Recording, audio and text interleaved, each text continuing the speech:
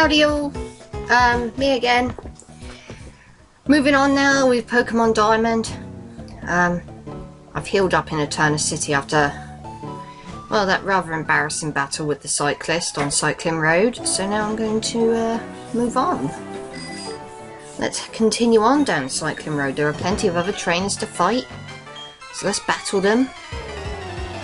And yeah. Battled by Cyclist James, and he has a Ponyta. Well, this is going to be a piss easy battle. Ponytas just fall so quickly. They just fall so quickly to my beloved water types.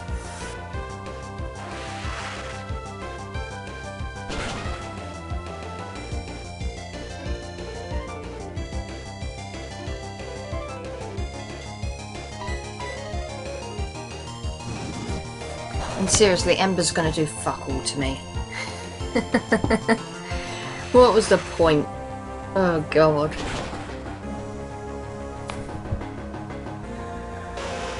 Ponyta did not stand a chance. If I hadn't have gone this whole monotype run route, I would have used a Ponyta, but I decided to go the monotype route just to make things a bit different.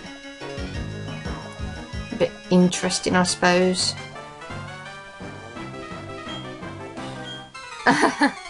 Yeah, you're kind of stating the obvious. You and I are both riding bikes. I can see that. You have Pokemon. Yeah, I'm pretty sure of that as well. So we're bringing out Donald for the Starly. I mean, it's only a Starly. Starlies are pretty, you know, I say it's only a Starly. Starlies are pretty darn good. Probably the best normal flying type Pokemon out of all the choices available across all 5 generations of Pokemon. And this person also has a Ponyta, so she's gonna die. Going over to Jelly. Jelly's more than capable of taking out a Ponyta.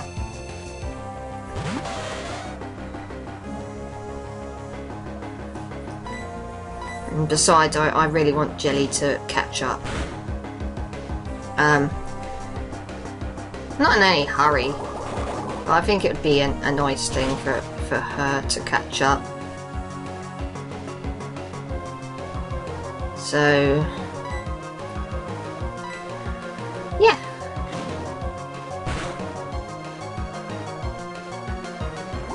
Mud bomb you, because that will also hurt you just as bad. I love using that against fire types just because, oh god, it hurts them. Don't matter if it's a ground type move or a water type move, Jelly hurts the fuck out of them. So powerful. I love Jelly. In more ways than one. And I say that referring to the food. And the Pokemon. That's what I meant by more ways than one.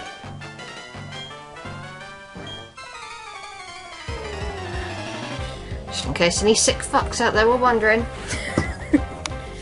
Okay, another cyclist. Because that's all there is on this road is cyclists. I mean, duh, it's Cycling Road. No other fucker would dare be on there. I mean, why would you walk up Cycling Road? They don't let you. You automatically have to get on your bike. If anything though, I'm glad that this Cycling Road is relatively short and doesn't, you know, over-dominate, I suppose would be the way of looking at it. Mainly because I remember going through like, oh, what was it, Fire Red, and it's a great game, but the Cycling Road in Kanto is fucking ridiculously long. And if you're going up it, it's even worse because you're going at half speed because you're going uphill. Whereas in this game, if you're going uphill or downhill, it's sort of same speed. Which, okay, yeah, it goes against physics, and you would obviously go slower going uphill. But I'm impatient. So that's my excuse, if you will. So that takes care of that Starly, and he's got a Staravia. I'm not going to risk Jelly. I don't think you're ready for this, Jelly. Going over to Donald. Donald, you're awesome. Okay, it goes without saying. Everybody love the Psyduck. The Psyduck is awesome. Gonna water gun you.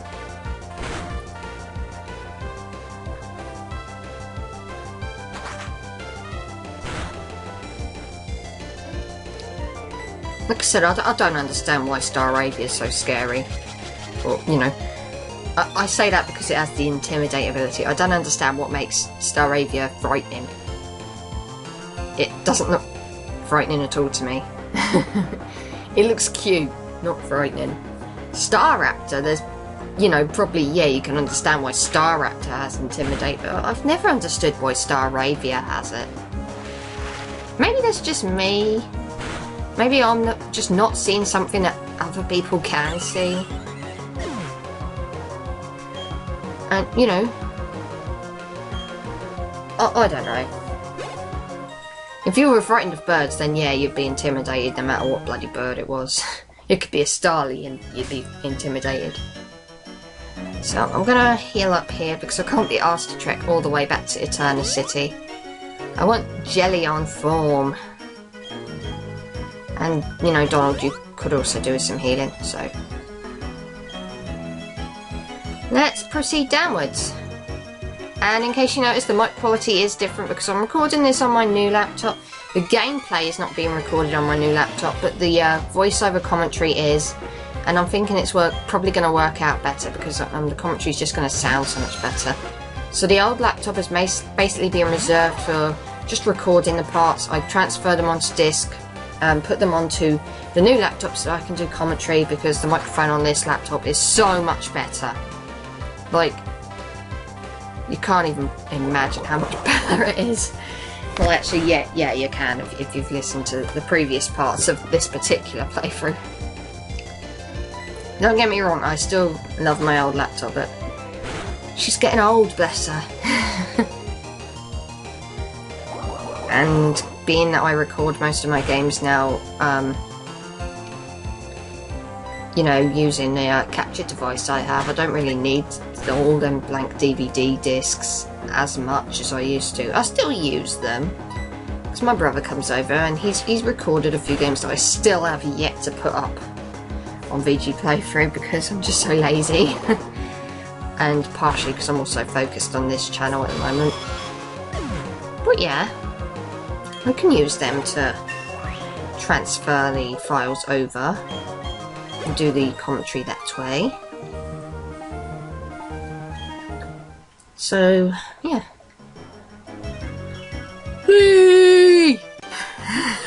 That came out very dodgy because I yawned. I need 2 more cyclist trainers to go and then I can safely bid for Cycling Road Farewell. There is nothing else to see. I mean, literally, it's just a straight road from Eterna City all the way down to a city we've been in before. Wayward City, if you must know. Which is kind of neat, I suppose. The reason why we couldn't go, you know, straight from Wayward to Eterna is because obviously we didn't have a bike, and you need a bike to travel on Cycling Road. And obviously there would not have been anywhere near enough time to do some grinding. I mean, yeah, there's trainers on here, but that would not have been enough grinding. Plus, you know, story elements and all that shit. God, it drags out. I'm not kidding, I think Diamond's taken a lot longer than I initially planned.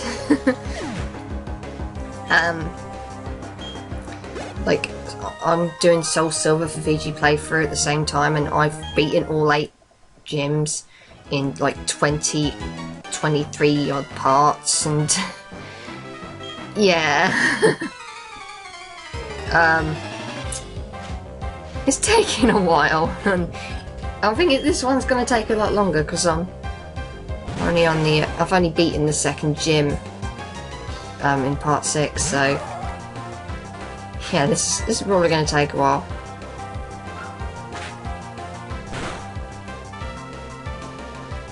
Doesn't bother me, but I think it just goes to show that Sinnoh is fucking huge. I'm not even kidding, Sinnoh is huge. I think that was one of the things that drew me to Platinum when I played it.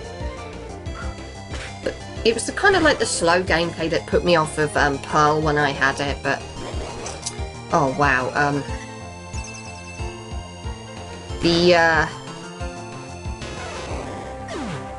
you know, everything was sped up in Platinum, everything was better in Platinum, and I don't know, I didn't find the size of the region to be a problem. In fact, I found it to be one of the game's strong points. And that's not me slagging off Kanto and Johto, because I love Kanto and Johto too.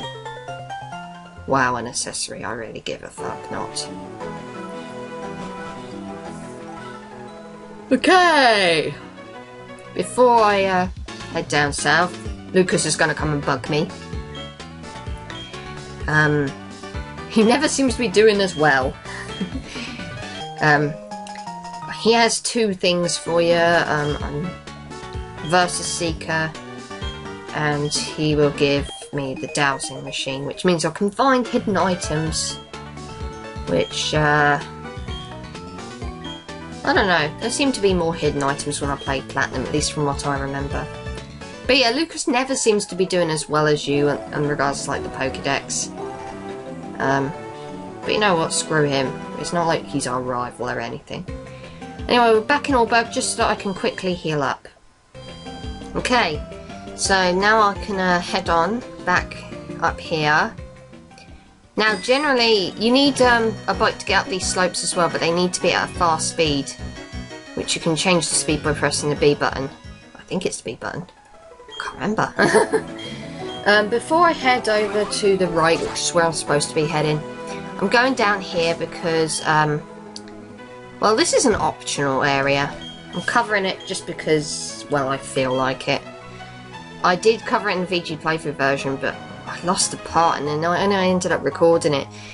It was in really like low quality using the camera kind of thing, and I hate looking back at it because it's so horrible. It's unwatchable. I'm not even joking.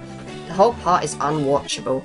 It's just like massive blurry blobs moving around and I hate it. And yeah. I don't know why I bothered.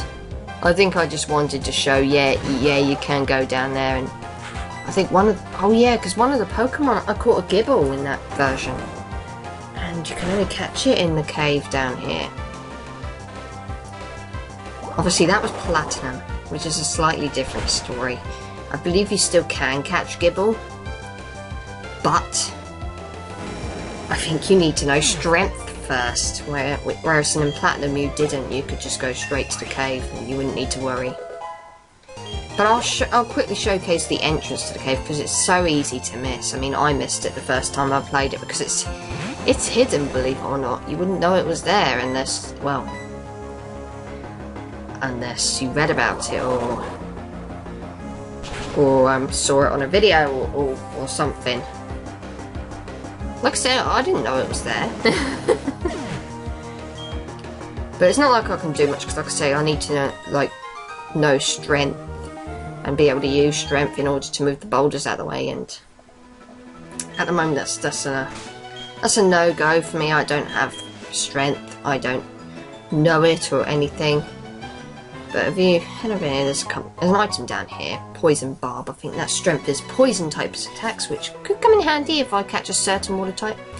Anyway, up here there's a hidden cave. You wouldn't know it was there, and this is what I mean by needing to use Strength. Unfortunately, I don't have Strength, so I can do nothing in this cave. I'm pretty darn sure they're not there in Platinum.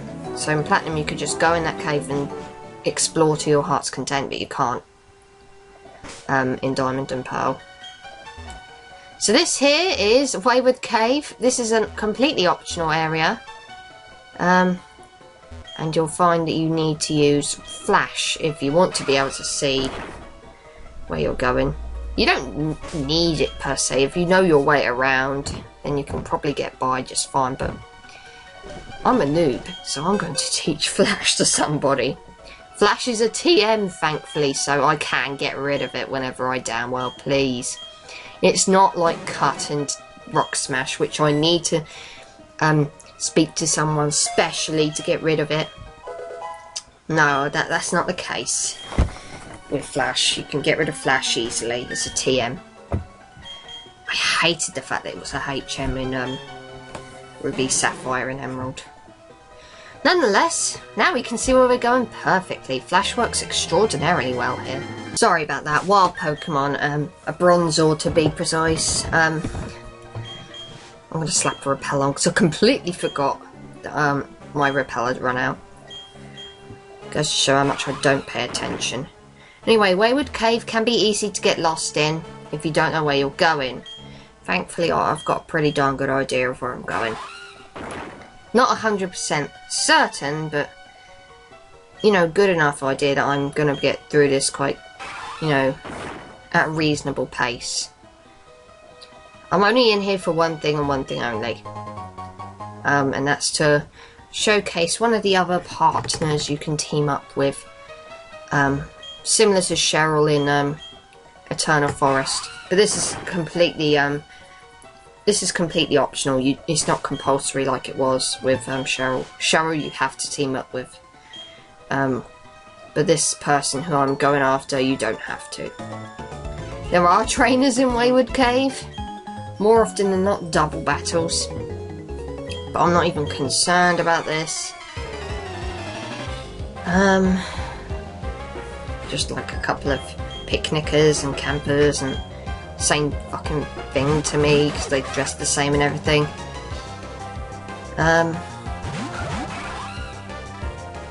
No, I should be able to take these guys down really quick.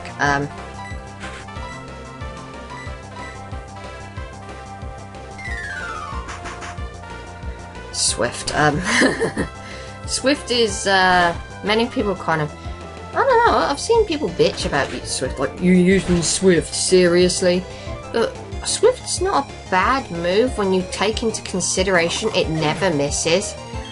Which in this game doesn't really mean much, but in Pokemon Soul Silver, it has come in handy, you know, it can come in handy, particularly if you go up against, like, mucks with the you know, minimize move that just, ugh.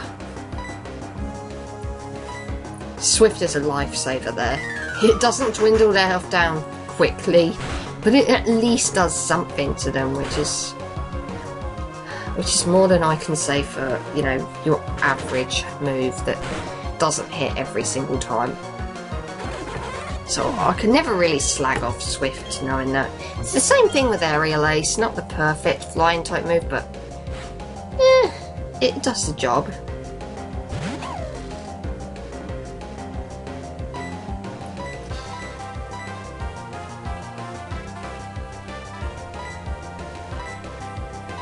So there's only one thing to do now.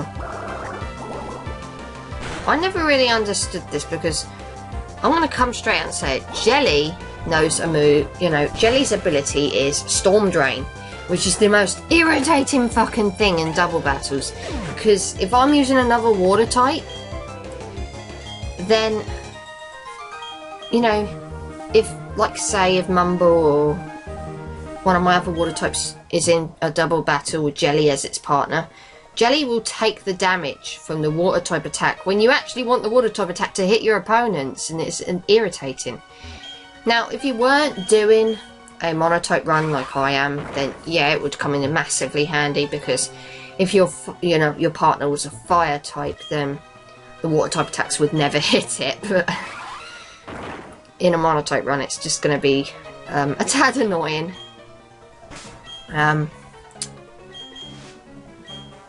Let's continue on. Want to head up here because then we can bump into the person that we need to help out. If you want to, if you feel like it. It's just like this optional thing you can do. She's in here, her name's Mira. She's scared to death, and we're gonna help her find her way out of the cave because she's lost. Mira, much like Cheryl does in Eterna Forest, will keep your Pokemon healed at all time. You know, all times, so don't worry about getting knocked out in battle or having status inflictions or anything like that, because that's what she's there for. She's there to heal your team and make sure that they're kept up to full strength.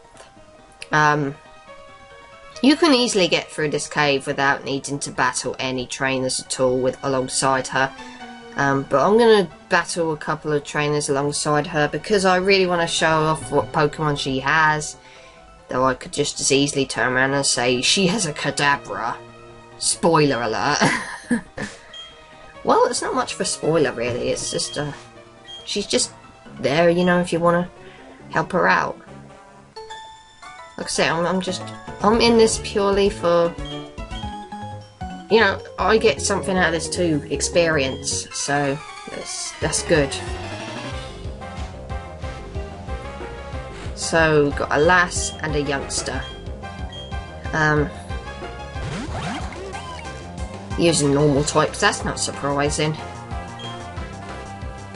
I'm just surprised that she's, you know, this girl Mira is scared and she's got a fucking Kadabra. Yes, she's lost, but Jesus Christ, she's got a fucking Kadabra. Look at that Kadabra. Doesn't come anywhere close to touching the might of Jelly.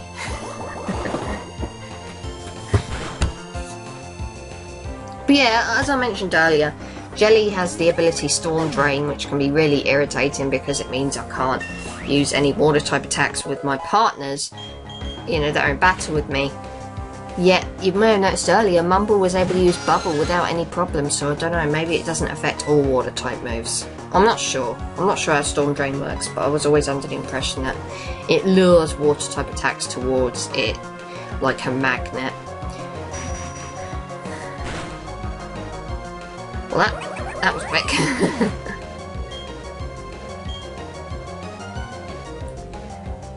So let's take out that Zubat. At least this Zubat doesn't know Giga Drain. It's just a generic level 14 Zubat, so why would it? Okay.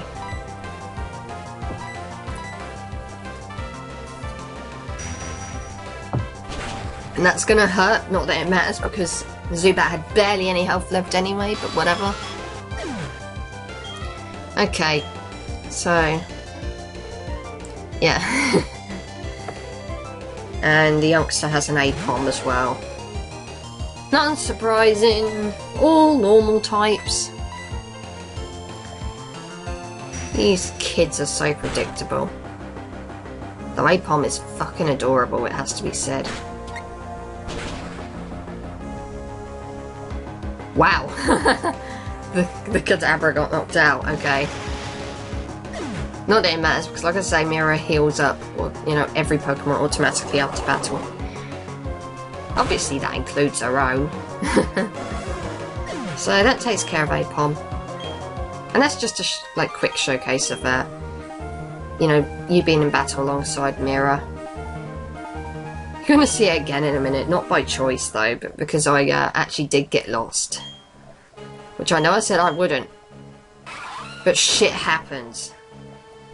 Anyway, down here is TM32 double team. Okay, so I actually made a good detour there. So I should have headed up here. Instead, I thought, oh, maybe there's a shortcut. And I was completely wrong. There is no shortcut. There's just two hikers down here and nothing else. But you know, they're hikers, so not even worried, because hikers, you know, hikers use mostly like rock and ground Pokemon, so they're gonna go down very quickly. Especially to the might of my Jelly.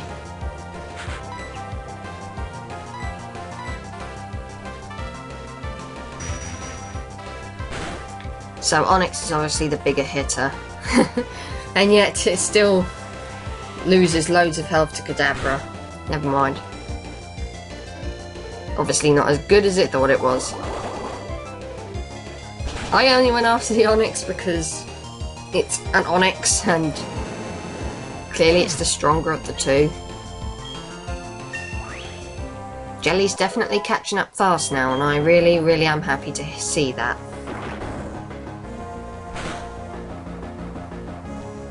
Okay, now let's take out that Geodude.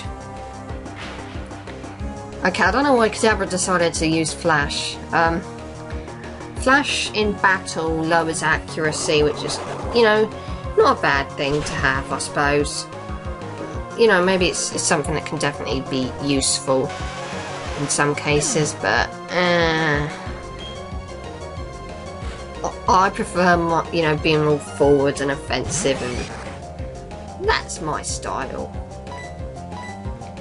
Okay. I don't think I even got a chance to attack the Machop because Kadabra got in there with the confusion very quickly. And fighting types do certainly hate to be confused. So that takes care of the hikers. Well, it's experience, so I'm certainly not going to complain about straying off the path. Damn it. Right. I'm going to head down here. And this is the entrance to the cave right here. So easy to find. And Mira's all like, thank you! You know, you could have given me something. That's kind of how it works in the Pokemon world. If I do something to help, you not only say thank you, you give me a present. That sounds greedy, I know, but it generally seems to be how it works a lot of the time in the Pokemon world. So let's move on. We finished checking out Wayward Cave, which is, like I say, completely optional. You don't have to do that at all. In fact, the first time I ever played Platinum, I didn't bother because I couldn't be bothered. Anyway, this is the way you really want to head. And yeah, your access will be blocked by these trainers who don't want you to get by.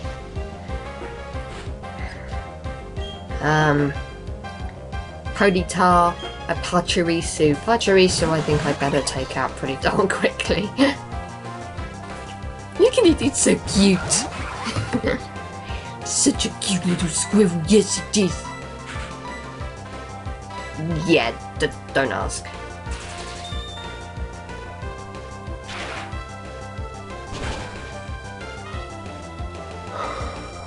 Ugh. I don't think the Ponyta is going to pose much of a threat though, so, I mean, it's a Ponyta. It'll fall easily to water type attacks. And again, Bubble is not affected by Storm Drain, so I don't get it, but okay, Storm Drain does absolutely nothing to, if I use Bubble. But every other water type move I've used, when in conjunction with Jelly, Storm Drain kicks in, and it doesn't, and thus, Jelly takes damage. It's really rather irritating, actually. Damn it.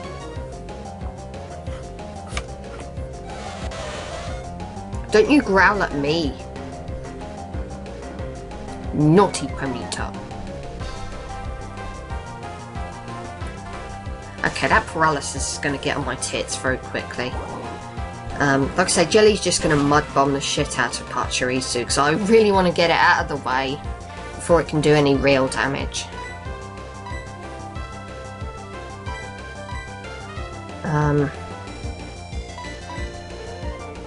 Yeah. Because I know that Pachirisu is going to be a right bitch here. Cute it might be, but bitch it is when you're using water types. So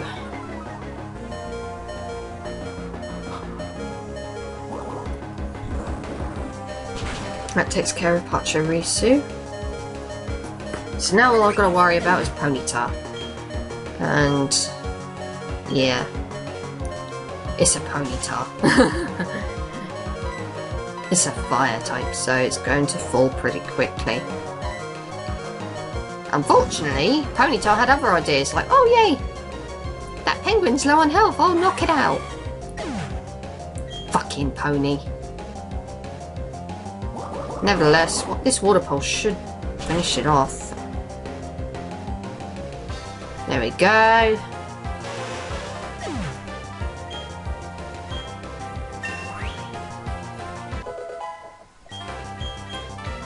Okay, I'm definitely going to teach Jelly Rain Dance. I think that could really come in handy because I'm using an all-water type team. Rain Dance boosts water type, you know, changes the weather so that it rains, and that boosts water type attacks, so definitely going to come in handy, I think. I'll use that to my advantage. See you in the next part, guys.